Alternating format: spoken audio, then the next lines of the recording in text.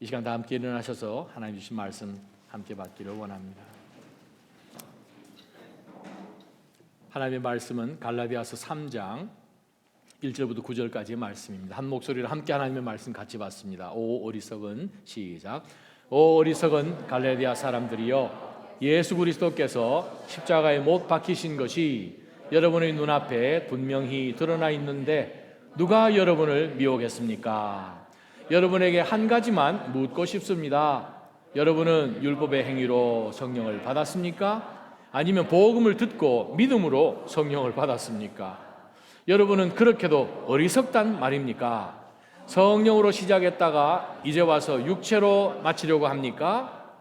여러분은 그렇게 많은 고난을 헛되게 경험했단 말입니까? 정말 헛된 일이었습니까?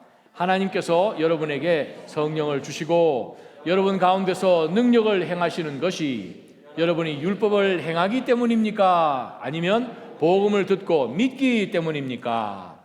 이와 같이 아브라함도 그가 하나님을 믿었더니 그것이 하나님께 의로 여겨졌다고 했습니다. 그러므로 여러분은 믿음에서 난 사람들이 바로 아브라함의 자손임을 아십시오. 성경은 하나님께서 믿음으로 인해 이방 사람을 의롭다고 인정하실 것을 미리 알고 먼저 아브라함에게 복음을 선포했습니다. 모든 이방 사람이 내 안에서 복을 받을 것이다. 그러므로 믿음에서 난 사람들은 믿음에 있는 아브라함과 함께 복을 받습니다. 아멘. 하나님 아버지여, 영원까지 1.1획도 변하지 아니할 하나님의 말씀, 저희가 이 말씀 속 사람으로 받기를 원합니다. 말씀으로 주여 저희를 찔러주시고 정신 차리게 하시고 감격하게 하시고 헌신하게 하여 주옵소서. 예수님 이름으로 기도합니다. 아멘. 자리에 앉아주시기 바랍니다. 계속해서 갈라디아서 강해해 나가고 있습니다. 때로는 말씀들 조금 더 자세하게 좀 했으면 하는 그런 마음도 있는데 일단 성령께서 인도하시는 대로 말씀 계속 강해하도록 하겠습니다. 요즘 우리 한국 스포츠를 보게 되면 특히 뭐 축구, 저 참 축구 좋아하는데 아주 볼만한 축구 됩니다. 요즘 아주 한국 축구를 참 잘하죠.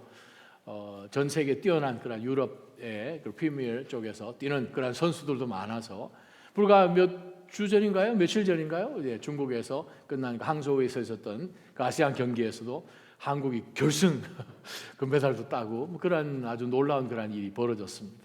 참 기쁜 일이 아닐 수 없습니다. 그런데 만약에 특히 우리 한국이 전 세계에서 정말 타의 추종을 불허할 만한 그러한 스포츠 종목들이 많이 있지 않습니까? 그 중에 하나가 뭐 태권도도 있고 뭐 양궁도 있고 뭐 아주 뛰어난 거 많이 있죠. 저희 교회에도 오늘 한 집사님이 국대 출신 분이 한 분 계십니다. 국대 국가대표. 그래서 이 태릉그 선수촌에 가면 그런 얘기들을 한다고 그러죠. 뭐 양궁이나 아주 그냥 인기 높은 그러한 이 종목에서는 한국 국가대표 선수 되는 것이 국제대회에 나가서 금메달 따는 것보다 더 없다는 거예요. 국제대회에 나가서 금메달 따는 것보다도 한국 국가 대표 되는 게 더 어렵다고 하는 얘기가 공공연하게 있는 말입니다. 그런데 만약에 양궁을 정말 초등학교 때부터 해서 성인이 되어서 지금 전 세계에 정말 누구도 따라올 수 없을 만큼의 그런 놀라운 그 기량을 발휘하는 선수가 결승전에 들어와서 지금 이제 나가서 이제 관역을 향해 쏴야 되는데 와서 한다는 소리가 코치님 저 하기 싫어요. 왜? 컨디션이 안 좋아? 아니요. 갑자기 하기 싫어졌고 저기 건너편에 경기장에서 하는 아이스 하키 해보고 싶어요. 갑자기 양궁 선수로 지금까지 수십 년간 피땀 흘려서 세계적인 수준까지 올라온 이 선수가 국가를 대표해서 지금 결승전에서 지금 뛰어야 되는데 갑작스레 무슨 바람이 불었는지 양궁은 안 하고 아이스 하키를 하겠다고 옷을 주섬주섬 입고 장갑을 끼고 스케이트를 신고 경기장으로 들어가면 여러분이 코치라면 뭐라고 얘기하시겠습니까? 당연히 할 말이 없다 뭐 그러시겠죠. 네. 할 말이 없잖아요. 너 어디 아프냐? 뭐 이렇게 얘기하겠죠. 미친 거죠. 정신없는 거죠. 아니 지금까지 해온 이걸 어떻게 한순간에 다 없는 것을 어떻게 할 수 있냐? 너 지금 제정신이냐? 너 오늘 아침에 뭐 머리 어디 부딪혔느냐? 뭐 묻겠죠.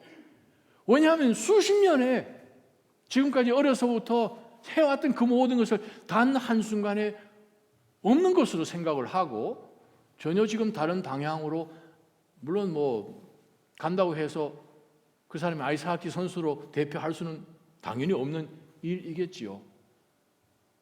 말도 안 되는 일이죠, 한마디로. 근데 영적인 세계에서도 이러한 일들이 얼마든지 일어난다는 거예요. 바로 그것이 오늘 본문의 내용입니다. 예수 그리스도를 우리가 알지도 못했고 관심도 없었고, 아니면 어떤 사람 경우에는 뭐 믿는 가정에 태어나서 모태신앙으로 지금까지 성장해 올 수도 있었고, 어쨌든 예수 그리스도를 만남 가운데서 그리스도를 알게 되고 하나님 앞에 섬김이 무엇이고 예배가 무엇이고, 우리가 옛날 원하던 그냥 본질을 따라서 본성을 따라서 익숙하게 살던 그런 모든 것을 다 내려놓고, 이것이 아니라 내가 원하는 것이 아니라 세상이 나를 하게끔 하는 그것이 아니라 나를 만드시고, 아니 내가 이 땅 태어나기도 전에 나를 사랑하시는 분이 계셨다고, 2000년 전에 나를 위해서 예수님께서 겟세마네 동산에서, 요한복음 17장, 사도들의 가르침을 통하여서 후대에 믿게 될 사람들을 위해서도 예수님이 정말 땀이 피가 되도록 기도하셨다고. 아니 나를 위해서 하나님께서 작정하신 바가 구약에 헤아릴 수 없을 만큼 예언되어 있었다고. 아니 도대체 말도 안 되는 이런 종교가 어디 있지? 예수 그리스도를 알게 되었습니다. 에이 설마 하는 마음으로 예수님을 믿게 되었습니다. 신앙이 조금씩 자라기 시작했습니다. 내 삶 가운데 정말 기도하는 가운데 하나님이 말도 안 되는 상황 속에서 내 삶에 개입해 들어오시고 모든 것을 뒤집어 엎으시고, 어떤 것은 상황이 클로즈 되었는데 그것을 다시 리오픈 하셔서 다 결정된 상황까지도 하나님이 얼마든지 바꾸셔서 See, I can do this too 라고 말씀하시는 것처럼 정말 전지전능 하신 그 하나님이 우리 삶 가운데 들어오신 것이 너무나 감사하고 놀라워서 시작된 우리의 신앙 생활이 어느 한순간에 어려운 시간의 고비를 지나고 나니까 신앙 생활이 좀 오토매틱한 것처럼 느껴진다는 거예요. 예전에 너무나 감사했고 하나님 앞에 나아가는 그것이 너무나 기다려졌고, 하나님 앞에 도대체 어떻게 하나님 앞에 내가 재롱을 떨어야 되나, 어떤 예배를 받기를 원하실까 하는 그러한 감격으로 기다리던 그러한 시간들이 이제는 익숙해지다 못해서 때로는 좀 거추장스러운 것 같은 그러한 때가 된 거예요. 예배는 왜 오후에 2시지? 목사가요,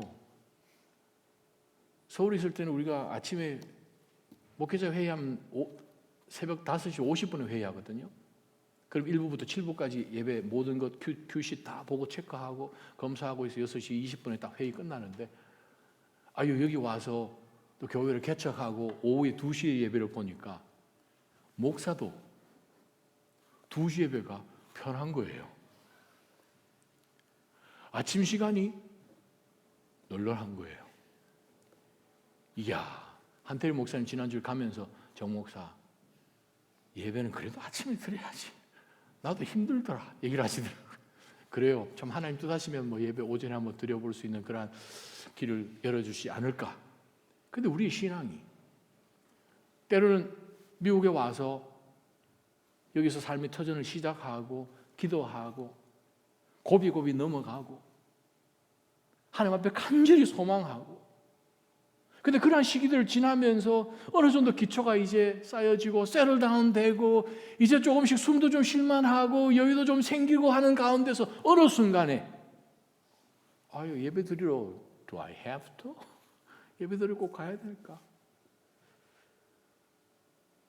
예배 드리는 것보다 더 중요한 것이 많이 눈에 들어오기 시작합니다. 내 주변에 있는 세상 사람들이 중요하게 생각하는 그런 이슈들이 나에게도 중요하게 생각되어지기 시작합니다. 그러다 보다니 예배가 간절함으로 나아가는 정말 영의 예배고, 나의 존재의 예배고, 내 목숨을 걸어야 되는 예배고, 내 인생 가운데 하나님을 만나는 이것보다 더 중요한 것이 절대 없는데 더 중요한 것이 많아지게 되는 거예요. 그러다 보니 예배도 그냥 뭐 가면 가고, 컨디션 좀 안 좋으면 빠질 수 있고. 여러분 컨디션 안 좋으시면 직장 빠지십니까? 여러 가지를 생각해 보면 이 예배 드리는 이거, 하나님 앞에 나아가는 것, 이 신앙생활이라는 것이 어느 순간에 이것이 종교 생활 비슷하게 되어가기 시작한다는 거예요. Correction. 기독교는 종교 엄격하게 따지면 가 아니죠. 비교 종교학에서 기독교를 종교로 규정 지을 수 없으면, 종교가 되려면 시작하는 사람이 있어야 되고요. 그 시작하는 사람을 인해서 인간이 어떻게 만들어간 것이 종교가 되어야 되는데, 기독교에서 시작한 사람이 누굽니까? 예수님이신가요? No, 예수님 태어나시기 수천 년 전부터 하나님이 예언하셨습니다. 인간이 하나님 앞으로 나아가는 그것, 모든 종교에서 다 똑같은데 기독교만 다른 것이 무엇입니까? 계시이죠. 기독교는 계시의 종교라고 이야기할 수 있습니다. 하나님이 개입하신 거죠.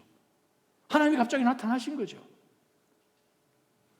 그러한 가운데서 마치 다른 모든 종교에서 하는 것처럼 이 기독교도 종교 중에 하나이니까 종교생활 하는 것처럼 신앙생활이 주일날 그냥 왔다 갔다 하는 듯한 그것이 익숙해지기 시작하는 거예요. 바로 오늘 본문의 말씀이 그 말씀입니다. 갈라디아 사람들, 그 당시 2000년 전에 뭐 헬라 원어에도 마찬가지지만 barbarian, 그죠? 이 야만인들이죠. 유대인이 아니니까. 계시가 있었습니까? 하나님에 대한 언약이 있었습니까? 하나님을 아는 지식이 있었습니까? 하나님의 말씀을 통하여서 선포된 선지자들이 있었습니까? 전혀 상관이 없었던 외인들이죠. heathens. 바로 그러한 사람들을 바울 사도가 전도 여행을 통하여서 1차 전도 하는 가운데 복음이 선포되고, 우리가 그냥 살다가 죽는 인생이 아니고, 아니 원래 다르게 살아야 되는 인생이었다고요? 아니 우리를 구원하신 분이 계셨다고요? 아니 그럼 그분은 우리가 어떻게 예수 그리스도를 통해서 하나님을 만날 수 있다고요? 그럼 우리가 지금까지 드렸던 어떻게 했으면 빌고 신들을 패시파이하고 그냥 기분 좋게 만들려고 하는 이 신앙이 전부 다 진짜가 아니고 진짜 하나님이 따로 계시다고요? 하는 가운데서 그들의 눈이 열렸을 것입니다.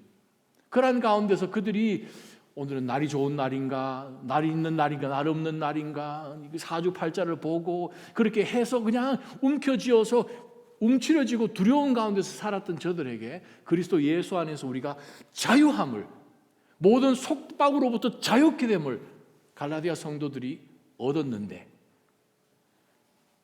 예루살렘에서, 이스라엘에서 유대주의자들이, Judaizers, 유대주의자들이 도착을 해서 바울 사도가 여러분들에게 소개한, 전했던 복음이 뭐 맞는 말이지만 다는 아닙니다.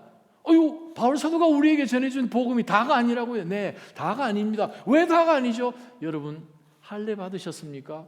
그게 뭡니까? 원래 이 예수님 믿는 이 기독교, 이거 사실상 보면 유대교에서 나온 거지요. 이렇게 이야기하면서 모든 율법의 완성되신 예수 그리스도, 유대인들조차도 그것을 지킬 수가 없어서 하나님께서 받아주지 않는 그러한 모든 역사인 것을 싹 감추고 율법을 지켜야 된다는 거예요. 할례도 받아야 되고, 음식도 가려서 먹어야 되고, 옷도 가려서 입어야 되고, 그것을 이제 율법을 가르치기 시작하는 가운데 갈라디아 성도들이 하나님의 자녀가 되려면 유대화 되어야 되는구나. 그래서 유대인들이 하는 것은 내 속에 어떤 유대인적인 어떤 것을 좀 가지고 와야 되는 거구나 라고 생각을 한다는 거예요. 요즘 우리 한국에 가보면 기독교인도 아닌데 유대인들에 대한 관심이 굉장히 높고, 또 유대인들이 자녀들을 할 때 가르치는 바로 그것에 대한 그런 관심들이 너무 많아서 유대인들이 자녀들을 어떻게 교육하는지 거기에 그냥 온갖 관심을 갖는 것을 우리가 자주 보죠. 유대인들 숫자는 전 세계에 있는 사람들 다 합쳐도 정말 불과 얼마 되지도 않는데, 도대체 그 나라의 민족들은 어떤 민족이길래 노벨상 받은 사람이 거의 한 30몇 %고, 그죠? 미국이 보스턴 지역에 있는 학장, 총장, 교수들 다 따지고 보면 제 생각에는 거의 한 40% 통계 나온 거가 40% 정도 유대인들이잖아요. 뉴욕에서 맨하탄에서 상위권에 있는 first tier에 있는 모든 노예들은 무조건 Jewish Law Association입니다. 그건 도대체 이거 뭔가 뒤에 뭐 있는 것 같다라고 생각하는 가운데서 우리도 무슨 유대인들이 해야 되는 것처럼 유대적인 것을 자꾸 배우려고 하는 것이 우리 기독교 안에도 사실은 종종 있음을 서울이나 여기나 보았습니다. 바로 그것을 바울 사도가 지적해 주기 위해서, 고쳐주기 위해서 기록한 것이 갈라디아서입니다. 예수 그리스도를 통해서 우리 가운데 죄로부터, 사단의 모든 이 억압으로부터 자유한 것을 제발 빼앗기지 마십시오 라는 것이 갈라디아서의 주제입니다. 1장, 2장에서 바울 사도가 우리가 유대인이 되었던 이방인이 되었던 하나님 안에서 어떻게 해서 우리가 구원을 얻고 자유하고 하나님의 자녀가 되었습니까? 바로 믿음 아닙니까? 하는 것을 1장 2절에 이야기를 하고 이제 3장으로 넘어와서 우리들에게도 연관되는 본문의 말씀이 1절부터 9절까지의 말씀입니다. 우리의 신앙이, 우리 영적인 이 영성이 종교주의 혹은 종교 행위처럼 점점 리추얼처럼 변해가고 있다고 내 스스로 생각이 된다면 오늘 바울 사도가 우리에게 주는 처방이라고 할까요? 세 가지를 다시 한번 내 개인의 신앙에 적용해 보아서 내 신앙이 예수 그리스도 믿고 너무나 감사했고 감격했고 기도를 하는데 콧물이고 눈물이고 그냥 범벅이 되었고 너무나 은혜가 감사해서 그냥 나가기만 하면 그냥 찬양 소리가 끊어지지 않을 만했던 그 모든 것들을 어느 순간에 다 잃어버리고 다른 어떤 것으로 무거워서 두려워하고 있는, 그렇지만 신앙생활을 해야 될 것 같아서 교회에 나오고 있는 나의 신앙을 한번 점검해 볼 수 있는 시간이 되었으면 좋겠습니다. 바울 사도의 말씀 3장 1절 말씀입니다. 오 어리석은 갈라디아 사람이여, 예수 그리스도께서 십자가에 못 박히신 것이 여러분의 눈앞에 분명히 드러나 있는데 누가 여러분을 미혹했습니까? 바울 사도가 갈라디아 성도들에게 요청하는 것이 있습니다. 여러분, 정말 어떻게 이렇게 어리석을 수가 있습니까? 헬라 원어에 보게 되면 이 어리석다라는 그 표현이 그냥 foolish라고 이제 번역은 되어 있는데 머리에 생각을 하지 아니하고 어떤 행동하는 것이란 뜻입니다. 이 단어의 원어 뜻이 머리를 거치지 않고 사고를 해보지는 않고 앞뒤에 재어보지도 않고 그냥 멍하게 움직이는 행동하는 바로 그 상황입니다. 신약 성경을 아주 맛깔나게 번역한 영어 성경이 J.B. 필립스라는 성경이 있습니다. 요즘 우리는 우리말 성경도 나오고 또 영어 성경에는 NLT라는 성경도 나와 있지만 지난 수십 년 동안 J.B. 필립스만큼 아주 그냥 맛깔나게 번역한 성경책이 없습니다. 그 성경에서 이렇게 표현합니다. 1절에 보게 되면 Oh you dear idiots of Galatians, who has been casting a spell over you. 그렇게 번역했습니다. idiots. 우리 그 표현 거의 안 쓰잖아요. 너무 강한 표현이니까. 여러분, 갈라디아에 사는 여러분 이 말이잖아요. 지금 idiots. 도대체 누가 여러분에게 와서 마술을 벌였습니까? 누가 여러분에게 마법을 걸었습니까? 지금 그 표현이거든요. 사랑하는 나자임 성도 여러분, 나의 신앙이, 우리의 신앙이 정말 예수 그리스도 처음에 만났던 그 은혜의 시간에서부터 시작하여서 출발한 어느 한 시점에 어느 순간에 내 신앙이 종교적인 행위처럼 그냥 딱딱해지고 식어지고 그냥 겉으로만 자동으로 돌아가는 어떤 것으로 변했다면 바울 사도는 갈라디아 성도들에게 제일 먼저 여러분 이거 확인하십시오. 무엇을 확인해야 되는가? 내 눈앞에, 우리 눈앞에 항시 예수 그리스도의 십자가를 두어야 된다는 거예요. 여러분 눈앞에 저 십자가를 어느 한순간도 빠지지 않고 항상 눈앞에 두시기를 주님의 이름으로 축원합니다. 그 십자가를 통해서 다른 것을 보라 그 말씀이겠죠. 십자가에 안경을 쓰라 그 말이겠죠. 그 십자가를 빼고 무엇을 볼 수 있지요? 왜냐하면 십자가 때문에 여러분이 지금 여러분 되신 것인데, 십자가, 크로스, 라틴 말로 크룩스, 그 단어가 얼마나 강력했으면 그게 영어로까지 들어왔습니까? 영어 표현에 The crux of the matter 표현이 있죠. 그 일의 본질이란 단어입니다. 왜냐하면 예수 그리스도께서 십자가에 달리신 그 일이 얼마나 충격적이었으면 이 모든 상황 속에서 문제의 핵심은 무엇인가?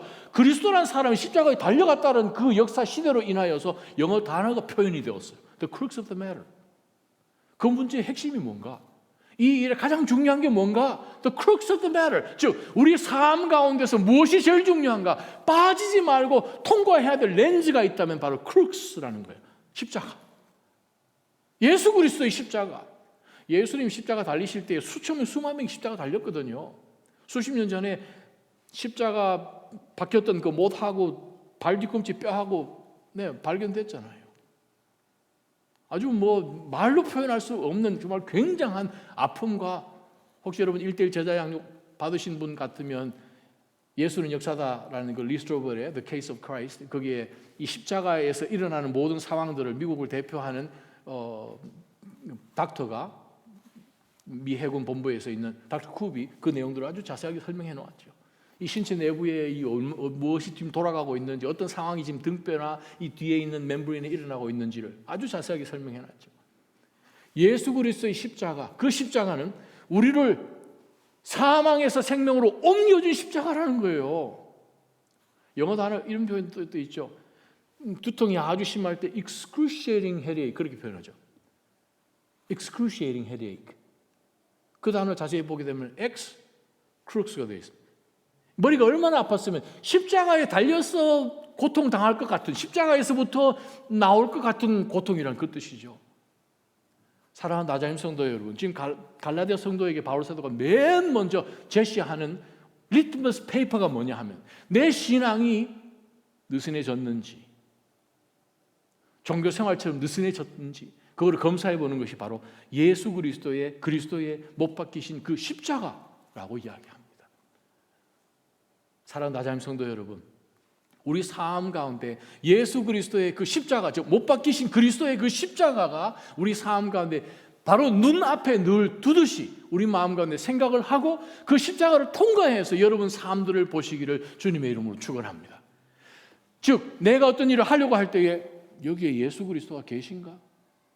그리스도께서 동의하실 것인가?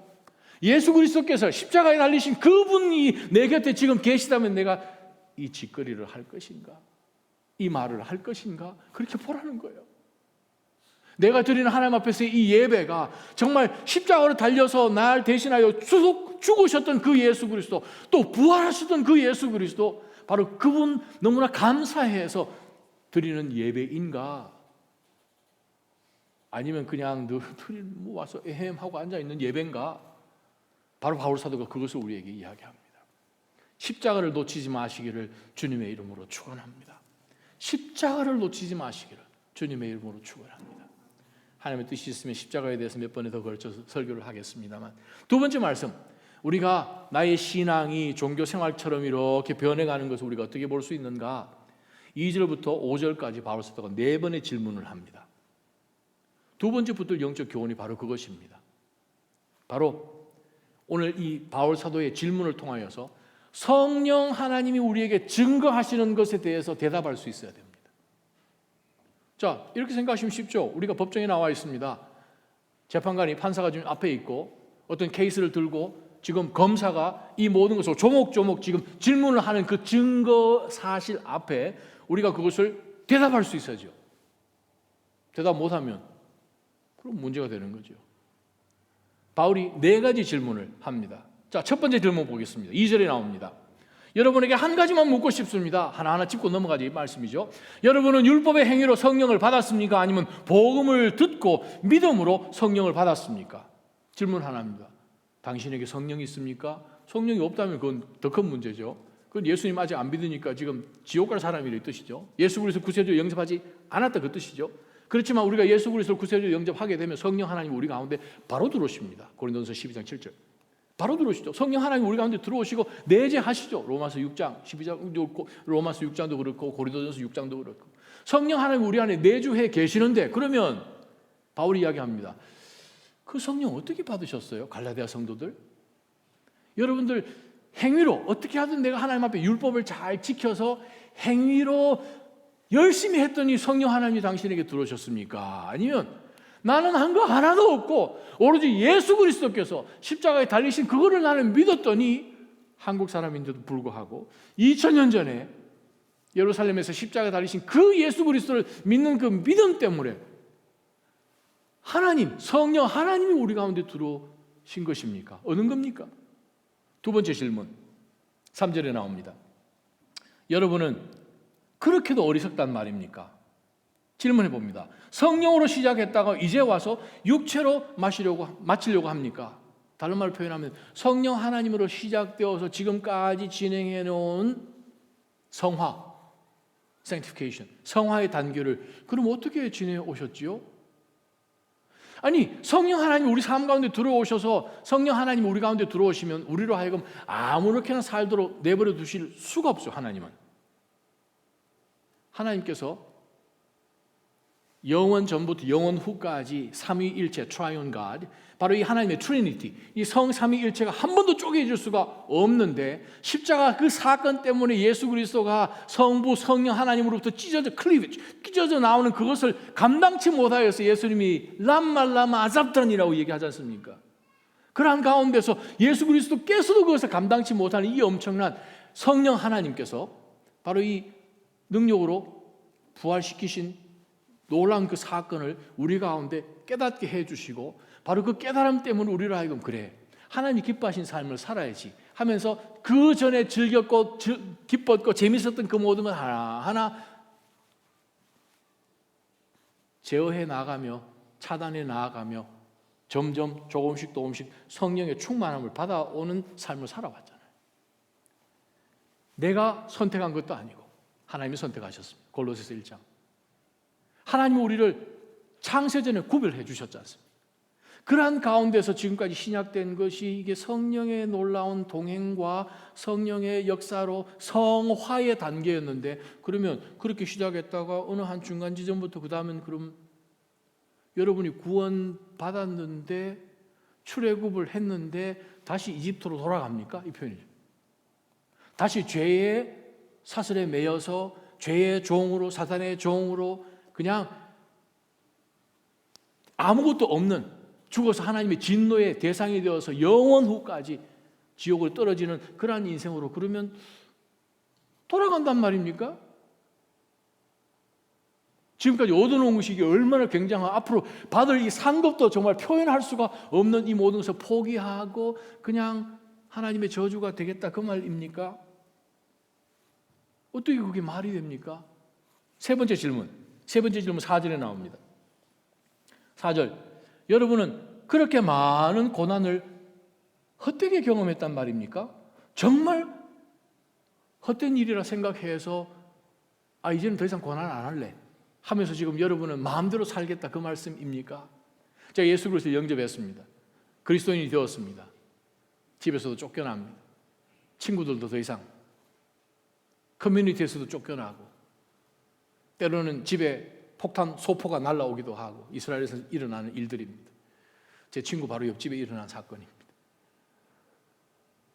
우리가 예수 그리스도를 영접하고 난 다음에 우리 삶 가운데서 내가 하나님 보시기에 바로 살아야지 하는 가운데서 삶이 조금씩 변하는 가운데 사람들로부터, 세상으로부터 손가락질 당하고, 때로는 그러지 않아도 될 것 같은데, 옛날 같으면 거짓말하면 되니까, 그렇지 않음으로 인하여서 우리가 어려운 상황들을 통과하면서 믿음의 시련, 고난, 핍박들을 우리가 쭉 지금 겪어와서 우리가 하나님 날아가는 사람들이니 얼마든지 이러한 고난, 기쁨으로 주님께서도 십자가 너머에 있는 그 기쁨을 보시고 얼마든지 십자가 지신 것처럼 우리도 허락한 증인들 앞에서 복음 지키며 살아야 된다 하고 살아왔던 이 모든 고난의 시간들을 그러면 헛되이 지금 오셨단 말입니까? 그럼 지금까지 고난에 대한 무슨 보상도 받아야 될 텐데, 그런 말도 포함되어 있겠죠. 세 번째 질문이요. 네 번째 질문 어디 나옵니까? 네 번째 질문은 5절에 나옵니다. 하나님께서 여러분에게 성령을 주시고 여러분 가운데서 능력을 행하시는 것이 여러분이 율법을 행했기 때문입니까? 아니면 복음을 듣고 믿었기 때문입니까?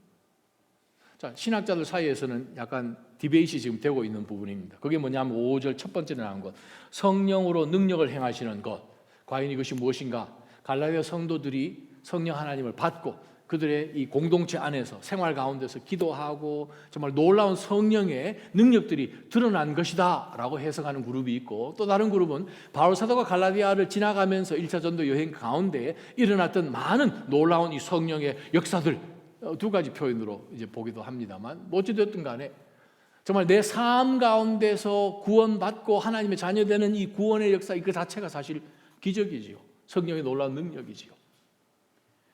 어찌게 되었든 하나님께서 우리와 함께 하셔서 역사하셨던 이 놀라운 성령의 능력들이 은사들을 통해서 드러난 이것이 그러면 열심히 율법을 지켜서 나타난 사건입니까? 아니면 예수님을 믿고 예수님의 영인 성령 하나님 우리 가운데 들어오신 바로 그 시점에 성령의 은사들까지 다 드러나고 그것을 믿는 믿음 가운데 사용했더니 공동체 안에 기적들이 일어나고, 이것이 율법을 지켰습니까? 아니면 예수님 믿었습니까? 율법을 지켜서 했다면 구약 성경에 곳곳에 그런 것들이 기록되어 있어야 정상이죠. 구약에 그걸 안 나오거든요. 성령의 은사들이. 그래서 바울 사도가 이 네 가지를 갈라디아 성도들에게 질문을 하면서 대답해 보라고 이야기합니다. 바로 이 네 가지 질문 앞에 저희도 서야 된다는 뜻이겠죠. 우리에게 주신 말씀이니. 그러면 우리가 종교 생활하는 것으로 인하여서 여러분 그러면 성령의 충만함을 받을 수 있습니까? 대답은 no. 그러면 율법을 지킴으로써 조금씩 더 그리스도의 모습을 닮아가는 성화의 단계로 전진할 수 있습니까? 대답 no.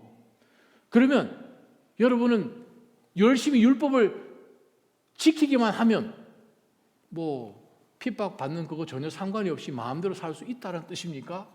no. 네 번째 뭡니까? 여러분 가운데 그럼 일어난 이 능력들이 성령과 전혀 상관이 없이도 일어날 수 있단 말입니까? 다른 말로 표현하면 성경을 부정하십니까? 그 말씀이죠. 사랑하는 나자임 성도 여러분, 우리 그리스도 안에서 살아가는 우리 신앙의 핵심에는 예수 그리스도께서 십자가에 죽으시고 부활하신 그 사건을 믿는 믿음입니다. 그 믿음이 삶의 핵심이에요. 바로 그것을 놓치지 않기를 주님의 이름으로 축원합니다. 십자가를 놓치지 말아야 되고, 성령 하나님께서 예수님 믿는 믿음 가운데 우리 속에 들어오셔서 지금까지 살아온 가운데 보여주셨던 이 증거들에 대해서 우리는 떳떳해야 된다, 그 말씀이죠. 성령 하나님이 이루신 모든 역사 가운데서 우리가 honest 해야 된다, 그 말씀이죠. 다른 말 표현은 하나님이 다 하셨습니다, 그 말이죠. 하나님이 다 안 하셨으면 내가 해야 된다고 생각하지 않습니까? 내가 선해야 되고 내가 무슨 일을 해야 되고 내가 했습니다. 그러면 그만큼 십자가는 줄어드는 것이고 은혜는 줄어드는 것이겠죠. 세 번째 바울 사도가 6절부터 9절까지 나오는 말씀, 바울이 아무리 생각해도 이 갈라디아 성도들 마음 가운데는 유대인처럼 좀 닮아봤으면, 제 주변에 유대인처럼 닮아보기 싶어가지고 아시아인인데 유대인 되는 사람 몇 명 봤습니다. 그래서 물어보니까 I'm a Jew. 무슨 주? 했더니 Chinese Jew 그러더라고요. 저 브루클린에서 만났어요. 아니 분명히 유대인은 아닌데 까만 거 쓰고 키파 쓰고 있더라고요. 갈라디아 사람도 똑같아요. 우리도 유대인들 와 대단하다. 내가 혹시 유대인으로 태어났으면 어땠을까, 그런 생각 혹시 여러분 안 해보셨습니까? 한국에서는 안 믿는 사람들인데 이스라엘로 자녀들을 유학 보내려고 하는 학부모들이 줄을 섰습니다. 줄을 섰어요. 갈라디아 성도들이 그랬다는 거예요. 그러더니 바울 사도가 아무래도 이 사람들 그런 마음이 있는 것 같아서 다시 한번 이 6절부터 9절까지 누구를 이야기를 하는가 하면 아브라함 이야기를 합니다. 자, 유대 교회에서는 모세가 최고죠. 율법을 줬으니까. 하나님의 이 계명을 준 사람이기 때문에 뭐 아브라함이야 이 시조이긴 하지만, 그러나 이 모세는 최고라고 생각을 하는데, 바울 사도가 10번 태어난다 하더라도 모세를 어떻게 능가할 수 있냐, 모세가 준 율법을 어떻게 통과할 수 있냐라는 그러한 생각이 유대인 유대 율법주의자들, 주다이zer 가운데 있는 거죠. 그래서 바울 사도가 이 갈라디아 성도들에게 예를 든 사람이 지금 아브라함입니다. 자, 어떻게 예를 들었는가 한번 보십시다. 이와 같이 아브라함도 그가 하나님을 믿었더니 이것이 하나님께 의로 여겨졌습니다 하는 이 창세기 15장 말씀을 인용을 한 거죠. 아브라함은 창세기 15장에서 하나님이 나타나셔서 그와 언약을 맺으시는데 그 당시만 하더라도 아브라함에게 아직까지 아들이 없어요. 그런데 12장에서 일단 하신 말씀 13장, 14장을 쭉 지나오는 가운데 다시 한번 하나님이 아브라함에게 나타나시고 언약을 맺으시고 너에게 후사가 있다. 아브라함은 지금까지 한 말씀이 뭐 후사 없어도 괜찮습니다. 하나님. 제 종 아들 같은 엘리에zer 그 뭐 후손 삼으면 되죠. 그 당시 고대 근동에 많이 일어난 일들이니까 종 가운데서 자식이 없으니까 종 가운데 아들을 만드는 거죠. 했더니 하나님 내 몸에서 난 zerai, 내 몸에서 나온 바로 그 자식을 통하여서 상속자를 만들어 주겠다. 사라가 웃지 않습니까? 못 믿어서. 아유 이 나이 내 지금 나이가 지금 90인데 우리 영감은 지금 99인데 그죠? 그러한 가운데서 하나님이 네 후손들이 바다의 모래처럼 하늘에 있는 별처럼 17장에 하나님이 데리고 나가서 하늘에 별 보여주시지 않습니까? 1절 2절에 바로 그 아브라함이 하나님께서 하신 그 말씀 가운데 말씀을 듣고 아멘 했다는 거예요. 네 몸에 나오는 후손을 통해서 후회가 되게끔 만들 것이고 또 너 자손들을 정말 하늘의 별처럼 만들 것이다 하는 그것에 아멘 했다는 거예요. 한국에 며칠 후 지나게 되면 가보지만 한국에 있으면 가끔 전화가 오죠. 전화를 이렇게 전화 받으면 안녕하세요 고객님 하고 이렇게 오는 전화 있잖아요. 갑자기 그 생각이 났어요. 그리고 한 번은 전화를 받았더니 안녕하세요 고객님 그래서 막 말을 빨리 잘 못 알아들었어요. 3천만 원만 투자하시면 매달 몇십만 원씩 꼬박꼬박 나오는 그 굉장히 좋은 상품이 있으십니다. 관심 있으십니까? 누구세요? 하면 그 다음에 뭐 이렇게 얘기하잖아요. 그래서 한참을 듣다가 저도 막 홀려가지고 듣다가 관심 있으십니까? 저 관심 없어요. 지금 설교 준비하는 바쁜데 관심 없어요. 그러면 아니 지금 이거 관심 많아가지고 사람들 지금 난리인데 어떻게 돈을 싫어하십니까? 그렇게 얘기해가지고 제가 뭐라고 이해하시는지 아십니까? 저 당신 누군지 몰라요. 그랬더니 하고 끊어버리더래요. 여러분 핵심이 무엇입니까? 약속 한 달에 얼마 투자하면 뭐 얼마 받는 그거야 그 사람 얘기죠. 컨텐츠 내용 우리는 내용에 혹하기가 참 쉬워요. 때로는 우리가 신앙도 귀가 너무 얇아요. 귀가 너무 얇아요. 중요한 것은 무엇입니까? 누가 약속했나 그게 중요하거든요. 사람이 나에게 아주 그냥 엉망 가지고 무슨 말을 약속을 해주면 so what? 그게 그 사람이 할 수 있는 능력입니까? 약속해 줄 수 많은 권세를 가진 사람입니까? 그리고 그 사람이 뭐라고 말하니 그거 중요하지 않아요. 그러나 중요한 것은 무엇인가? 누가 말씀하시는가 그게 중요하고 그분이 말씀하시면 뭐가 되든지 간에 다 된다. 그게 중요한 거죠. 아브라함은 들어보니까 하나님이 내 친척 아비 모든 것을 떠나가지고 지금 만들어 주겠다 하는 말씀 가운데 인도해 오시는 것이 이게 사람으로 할 수 없는 것임을 점점 깨달아지는 거죠. 그러한 가운데서 하란까지 내려오게 되고 하나님 다시 임재하시는 가운데 그것을 믿었더니 하나님께서 You are righteous 인정하셨다는 거예요. 의로 여기신 것이죠. 칭의라고 해요. 믿음으로 하나님 앞에 의롭다는 칭함을 받았습니다. 그러면서 바울이 이야기합니다. 아브라함이 여러분 이 유대주의자들이 갈라디아 와가지고 자꾸 얘기하는 할례 얘기하는데 하나님이 아브라함이 할례 받기 전에 의롭다고 칭하셨지요. 지금 그 얘기입니다. 할례는 17장에 나옵니다. 하나님 아브라함하고 언약 맺은 것은 12장에 나오고 15장에 나옵니다. 계산을 해보면 최소한 할례 되기 수십 년 전에 아브라함이 할례 받았을 때 나이가 99세라고 성경에 기록되어 있잖아요. 그 전이었으니까 75세 때 부름을 받아서 옮겼으니까 시간이 계산하는 것 다 빼고도 최소한 10년, 20년 전 이야기란 말씀이죠. 할례 받기도 전에 율법이 들어오기도 전에 자, 모세 이야기 한번 해봅시다. 모세가 시내산에서 하나님으로부터 십계명을 받고 한 사건도 출애굽기 20장에 기록됐는데, 모세가 출애굽한 것이 구약에서 BC 1446년이거든요. 아브라함 시대는 1900년이거든요. 아브라함에서 모세까지는 한 450년, 500년 후에 지금 율법이 나옵니다. 율법이 인간 역사 속에 등장하기도 전에 하나님께서는 아브라함을 보시고 믿음으로 그에게 약속을 하셨더니, 그가 믿음으로 그 약속을 받았고 하나님으로부터 의롭다고 칭함을 받아서 아브라함은 율법의 애비가 아니라 믿음의 조상이 된 거죠. 그래서 우리에게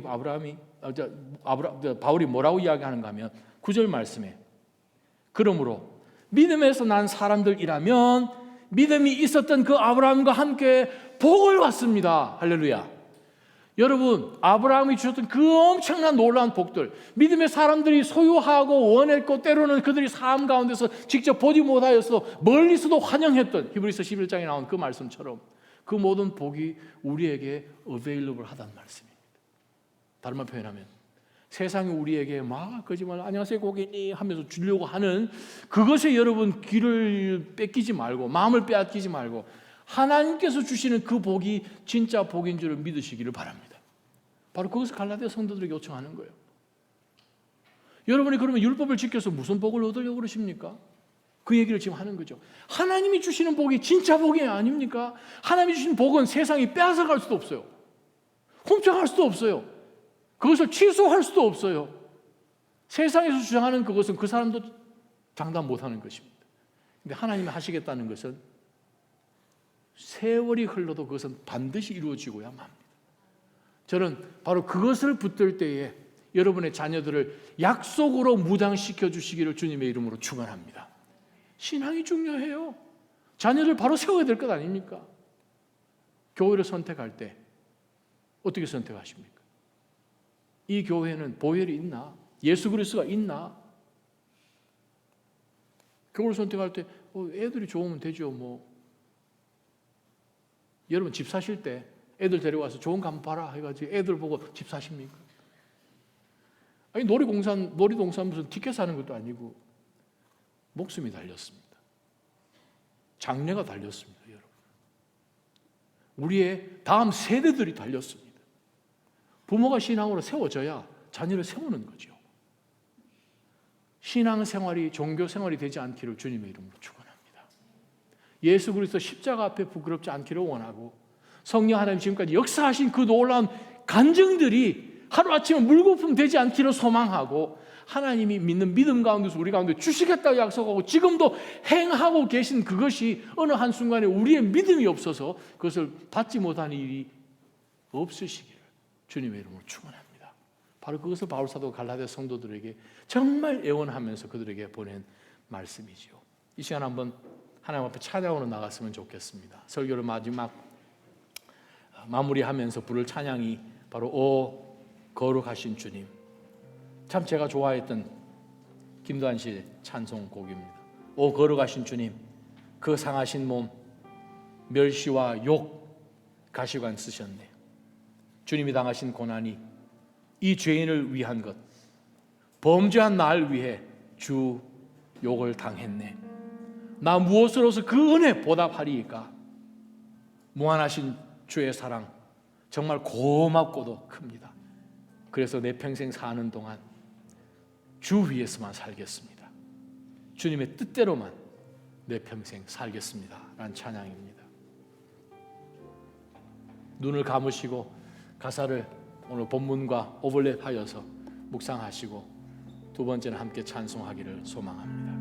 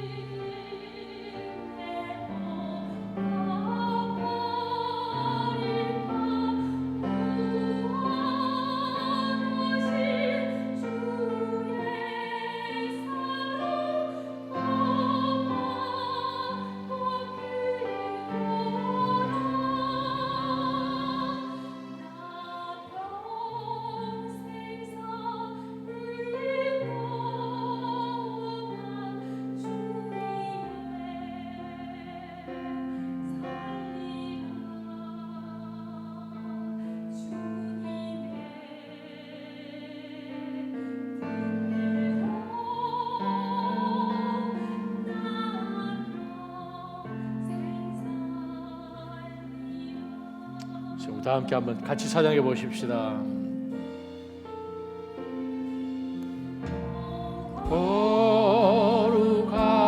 거룩하신 주님 그 상하신 몸 결시와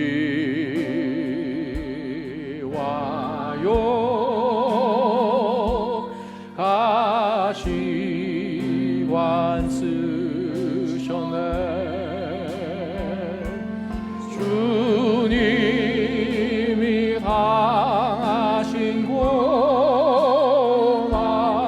이 죄인을 위함이니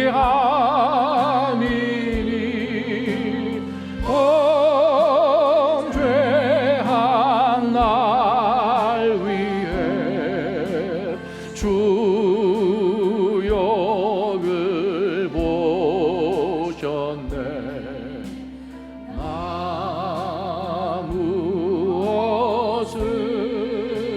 무엇으로서 그대보다 바리까 무한하신 주의 사랑 고맙고도 크도다. 나 평생 사는 동안 주 위해 살리라.